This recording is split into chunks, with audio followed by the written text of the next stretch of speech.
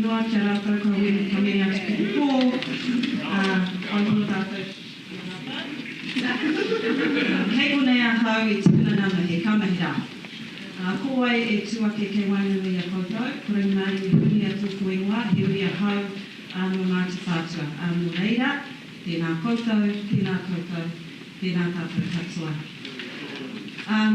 It's a real privilege to be back in this room. Actually, I spent heaps of time. Babies number, what was it, Karen? Babies number 1, 2 and 3. Grew up in this very room many moons ago, and so it's wonderful to be back at Aotearoa. Actually, that was the kicker. That's why I came, because I miss these beautiful halls and I miss the kaupapa that the wānanga was so passionate about advancing, and I'm still sure that they are today.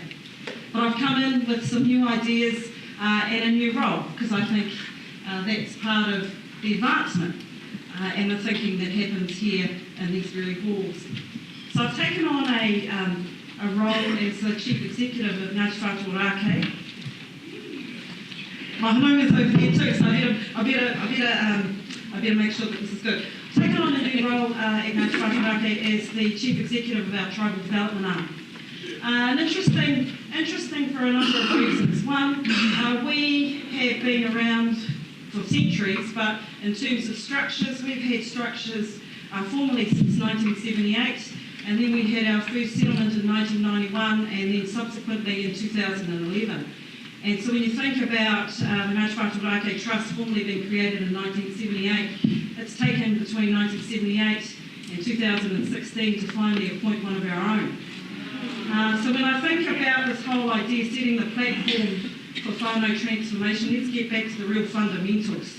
This is a generational game, and this takes some intergenerational thinking, and change takes a bit of time. And I'm not saying that I'm the magic answer, but it's worthwhile reflecting on. When yesterday I took one of my uncles, he's the taumata, he's the chair of our taumata kaumātua, and he's 87. Yesterday I said, Uncle, come on, me and you, and all the nannies and all of my uncles, let's go for dinner. And 87 years old, he knew my great-grandparents. And he's sitting there and he's talking about that, and then you kind of makes a lot of sense about why you're here and what you're about. So that's kind of the intro. What I did want to talk about is what do I think is my role. And it's very clear to me that the role is to advance the legacy of my tupuna. And so we have, our vision is kia rere ahurangi te kāhu pōkere ki ngā taumata tikisiki. And the kāhu pōkere is the black eagle that stands majestically over underneath Tumutu whenua at Orake. And when I think about the kāhu pōkere, I see the vision being about tino ranga tiratanga. I see the vision being about a strong identity, but more so in terms of whakapapa and how that binds us. How does that bind us to our atua, to whenua, to moana, and to be very clear around our future generations. I see our vision being about our purpose, and Ngāti Whātua having a very clear ability to be able to control and create our own destiny. I also see not only a vision as being an aspiration, but I see it also as a map. And it's about mapping our destination to a place where we're empowered as individuals, as whānau, hapu and iwi, to realise and achieve our dreams. So I've got that kind of, I walked in day one, and that's the view of the world that I've got. But we have some challenges. And we have some challenges, and one of those is understanding this difference between what I'm saying is equity and equality. And there are terms and language that I think is quite common. But I've been talking to my own staff and to my own whānau about the difference between equality and equity. And so if I think about equality, which is on the right-hand side, what that says is you will give everybody the same types of supports and services, irregardless of their shape, size, or circumstance. That's what equality means in this context. And then when you think about this other idea around equity, what equity says to you is actually what you provide for people, how you do things and why you do what you do is actually based on their circumstance. So you will see that the name of the game in this particular diagram is to be able to see the game. How do you see the game? And on the first one on the right, you'll see that if you give everybody the same box, they ain't going to see the game. However, in the space here around equity, what you are saying is if we make sure that we package up the right types of things in the right particular way, everybody gets to see the game. And so I was thinking quite seriously about how do we make that a reality in what we do.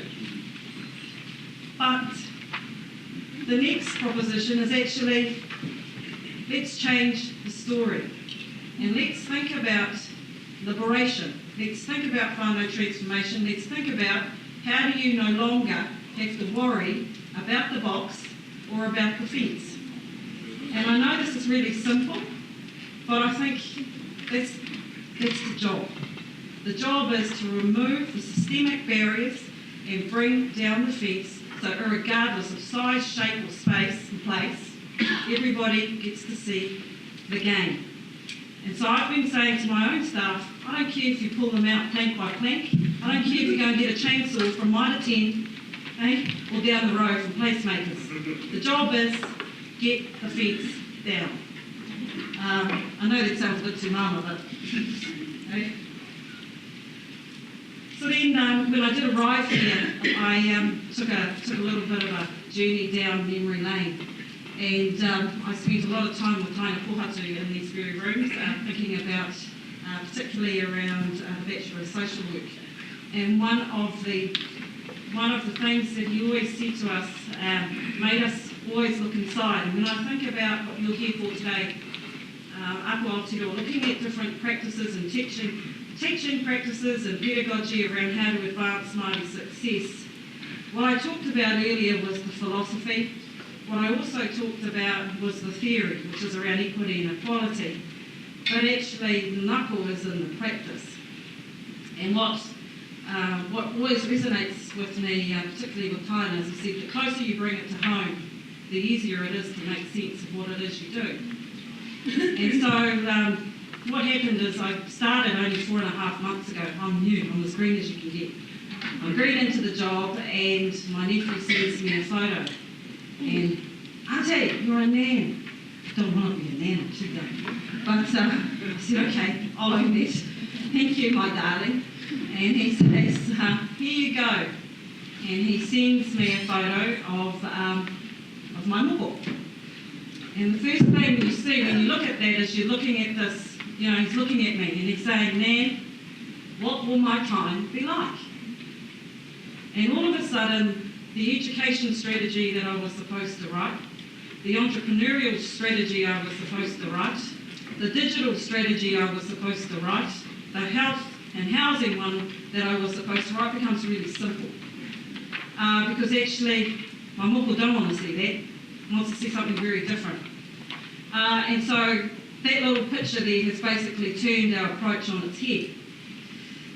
But it also got me thinking a lot bigger than how I was thinking before. And so when I think about my moko and what this time will be like in the next 20 years, you've got to start thinking that we aren't just about what's in our backyard, we've got to think bigger and further afield.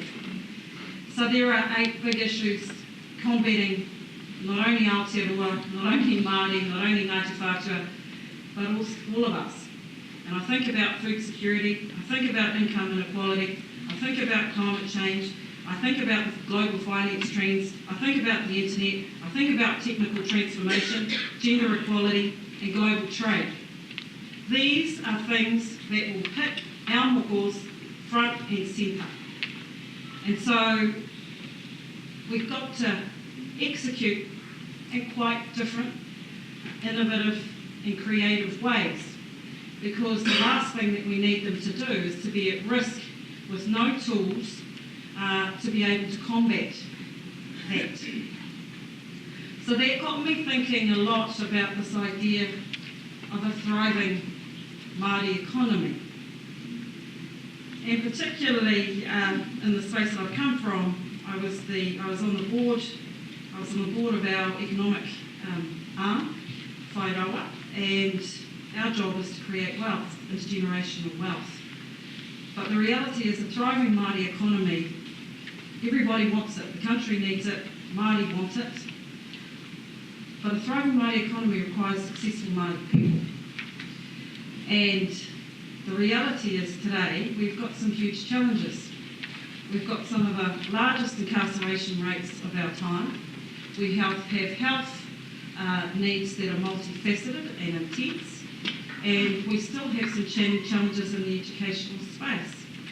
So all of a sudden you start kind of mapping out this big stuff happening, and then come home there's also a desire and a need to be able to help and think about what's happening on the ground. And then I think about global, national, and then you come back into Tāmaki, and the Auckland diaspora, or the Tāmaki diaspora, is really different. We've got a global population here in Tāmaki, and we have a global economy in Tāmaki. And that brings unreal challenges for our kids to be engaged in. And then we have disruption as a result of those global trends and that global population, that unless we are starting to steer toward or become comfortable with, we will be behind the game. And I think what is also being seen is that Tāmaki is becoming a magnet city. That means it's drawing more and more people. It's not as if people are disappearing. Actually, more and more will come into our space. So how do we make sure that the thousands and thousands of Māori children, including Ngāti Whātua children, are okay in that space? So what that's got me thinking about is a whole lot of different things that we can do. So, first thing is, we've got some huge, I'm going to spend now 3 kind of areas that we're going to crack into, which we've already started, and happy to take some questions thereafter. The first one that we are moving into is what I'm calling a digital ambition. And the digital ambition is around how do we create the right communication mechanisms, how do we create the right technological platforms, and how do we ensure connectivity. The new divide is about artificial intelligence and building that capability to ensure that Indigenous intelligence, that Māori intelligence, is the way of the world. And I think we have something to offer in that space. And particularly if I think around the vision for the wānanga, what's good for Māori is good for the world, then actually this starts to make a lot of sense for me. So our kids are captured in this environment, and so too are our families, unconsciously or consciously. It has become quite huge. So we're doing some thinking about comms. When I think about the communication platform, that is about making sure that we have, as Ngāti Whātua, the ability to have the right back-end system to actually communicate with our people. Because the reality is, we don't. And naming that space is one thing, but making sure you've got the right tools to do that is the other. The other part, and you know, what are the simple things? The simple things about communication, number one, we've got to have a phone number. So Ngāti Whātua, $900 million, only half my staff have got an email address. We haven't got one phone. So if you ring me and say, ring Māori, I want to go through to the health clinic because I want to see the doctor. I've got to give you the phone number over the phone, put down the phone, and you've got to ring them up. So, you know, we're starting from ground zero, and then there's the flash piece. The flash piece is how do we lay the fibre? How do we lay our own fibre? How do we start to make sure that particularly Ōrākei Marae is fully wired out so that everywhere around there people can access. But the other thing we're doing is we're saying if we own the cables, if we own the fibre, then we're also able to make sure that regardless of where Ngāti Whātua people live in New Zealand, they'll be able to get access to cheap internet, because it doesn't matter how cool the tools are unless you've got the ability to actually access some of that it becomes quite useless. So that's the comms piece. The technological platform is all about making sure that we can map, one, our advances, how well are we doing in terms of supporting and facilitating whānau transformation. I can't, hand on heart, I can't tell you that at the moment. So we're putting a whole lot of investment in that. The other thing that we are doing is around connectivity. Now this is the cool stuff. In the connectivity place, what we are doing is looking at, one, building educational programs around coding, robotics and engineering.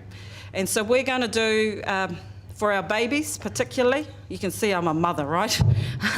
For our babies, we'll be doing a whole lot of immersion coding workshops.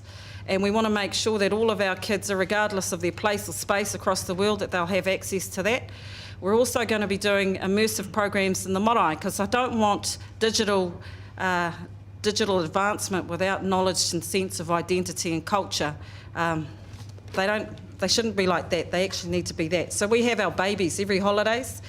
We get about 60 kids every week, and they come and stay on the marae. And so the idea is the marae becomes the safe space. The marae becomes the enabler for our children to become global citizens. So we'll do that. The other thing that we wanted to be able to do is to get our parents connected with a whole lot of tools. So we're also, for our babies between the ages of 5 and 7, we're looking at introducing a whole lot of tactile animation type stuff. So we've got to get very active at the early stages of being able to do those things. The other thing that I'm interested is in, yes, people go off to tertiary education, but what is the pathways that we are creating into employment? So education leads to improved circumstance in my view. Now that can be mentally, that can be intellectually, but that can also be in the way that you choose to make choices in your life. And what I've found is that the pathways that we have available into particularly corporate New Zealand is lacking. So we've just launched this initiative in the last month, and I've become the co-chair of this. This is Tuputoa. And what Tuputoa does is takes students in their second to last year and last year of school, of tertiary institutions, in tertiary study, and puts them into corporates. Now, that's one thing, facilitating employment, that's okay. But the most important part is, how do we ensure that Māori and Pacific peoples are actually getting higher in the ladder in corporate New Zealand? Because the reality is they are not. So if we look at corporate New Zealand, we'll see that we equate for nearly 17% of the population, and we'd be lucky to be 3% of the representation in some of the major companies in this country. And that's an issue, because in my view, we want our people to have access to that and to be able to engage in those spaces and actually facilitate change within. So those are one of the things that we are doing, and I think this room has the ability to support and to facilitate entry into those spaces. What's been really stunning thus far, and we've only just launched and we've put our first lot into these programs, what's been really interesting is that corporate New Zealand is waiting for it. Probably more so than I thought government agencies are, if I was to be really frank. Corporate New Zealand wants more Māori in their space. They don't know how to do it, and I think we have to be brave enough to try and open those doors to enable that to occur. And the other thing is, iwi want it. So there was one boy in here who is from Ngaitirangi, and I happened to have all of his Ngaitirangi kuia and kaumātua at Orake, and I said, hey, one of your mokopuna has just gone into the New Zealand Super Fund. Show me Rangimarie. Pulled out his name. All of a sudden, he's from that marae, he's from that hapu, that's his nanny, he's ours. I said, you can have him. But actually, to say that our iwi don't want these things is actually a fallacy in my own view, because when I've reached out to them, all of them have come in and said, this is the way we want to facilitate this entry. So I think we need more of these, and we're in the early stages. But we will produce in the next 10 years 364 internships in corporate New Zealand, and I would expect in the next 15 years that you'll see some of them in senior roles. The other thing, the last part that I wanted to talk about was, as a result of quality learning and experiences and quality teaching and good qualifications, what does it mean on the ground? What it facilitates is access into homes. So we can do some parts. From a Ngāti Whātua perspective, we can take control and care of one part of it, but we need your help to be able to facilitate to the end goal for some of our families. And this is Kāinga Tuatahi. Kāinga Tuatahi is a program that we have just completed, and what it is a housing program, home ownership. So our families told us that owning a home provides you with roots. Owning a home gives you stability. Owning your home gives you a sense of pride. But actually owning a home requires you to have a skill set and certainty in the types of roles that you play, jobs. And what we're seeing here in Kāinga Tuatahi is we got over asking the government for money. We got over asking, crawling to the banks and saying, can you give us some money for Papakainga land? So we were able to use our own balance sheet and our own minds and our own thinking to create a medium density solution in Ōrākei and put $15 million into building 30 homes. What we found out of that 30 homes, so we had to do that, we had to also remove some of the existing state houses that were there. They've been there since 1950 and they will stay Housing New Zealand ex-state homes. So they're pretty rugged. They were also, 2-bedroom homes on quarter-acre sections. We can now, on quarter-acre section, we can put up 4 homes, 4 times 4 4-bedroom homes. So our ability to use underutilised land becomes more effective. But what we have done here is said, how do we use all of our thinking, our knowledge and our experience to be able to create a platform for our whānau to be successful? Of the 30, 24 of them were first-time homeowners. Of the 30, 10 were first-generation homeowners. Of the 30, 5 of them have brought in their nanas and their koros, so the idea of intergenerational living becomes clear. From Kāinga, we've gone from 30 people in that particular area to 150 people in that space. So our population in our Papakainga has gotten bigger. What we have found is that those people that are living in those homes, unprecedented in our history, at least 15 of the 30 that are in those homes speak Māori as their first language to their children. So their parents might be second language speakers, but the language of choice that flows in those homes is Te Reo Māori. What we have also found in that home, in these homes, is that the amount of children that have gone back to the doctors has diminished, for real basic things. Mouldy homes, cold homes equals sick babies. And what we have found, because I run the clinic, our clinic, is that the number of kids who have gone back has diminished rapidly. Like they might get haki-hakis from falling over outside, but they ain't getting them from going to sleep in a wet, mouldy, damp home. And so this is the combination, I think this is a combination of a whole lot of people who are feeding, and I think you are pivotal in that space.